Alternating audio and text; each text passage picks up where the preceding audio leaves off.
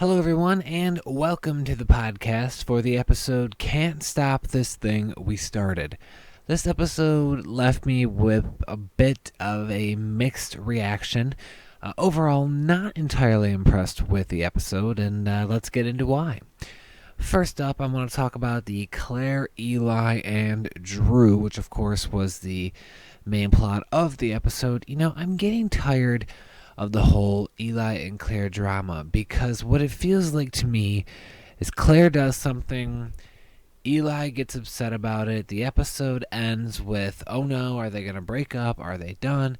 And then it's resolved like in the next episode again, and then it happens a few episodes later, again. It's like, wash, rinse, repeat, same thing over and over. It doesn't have that kind of impact anymore.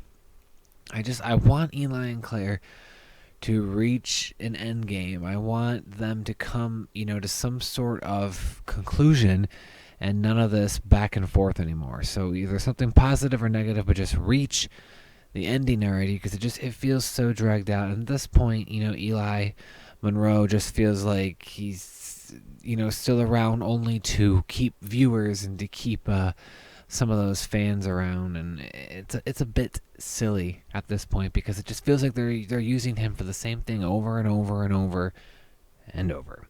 I did enjoy the parent scene with Drew's mom and Claire's mom, and then of course Drew and Claire together and all that. And I love the mention of Claire talking about how she might not be able to have a kid again, and this is her one chance. And I didn't even think of that, with the cancer and all that. I totally had forgotten about that. So I really like that, they brought that up, and that's true. That's a really great point, and I did like that a lot. And I'm starting to really like Drew and Claire together.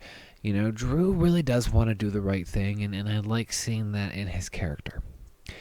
Miles, Winston, and Tristan. Winston, of course, jealous of Tristan.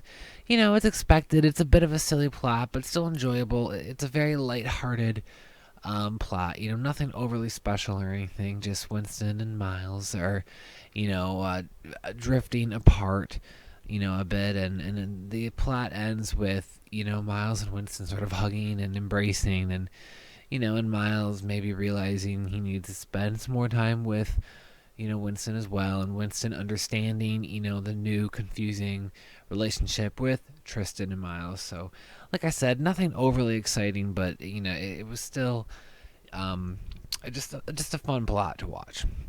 The Rubber Room Crew, Grace, Maya, Zig, Tiny. Again, this was another, a bit silly, but a fun plot. I like the whole tattoo aspect of Grace, trying to make Zig be a man, and she's going to give him a home tattoo. I was actually wondering, like, wow, is this going to happen?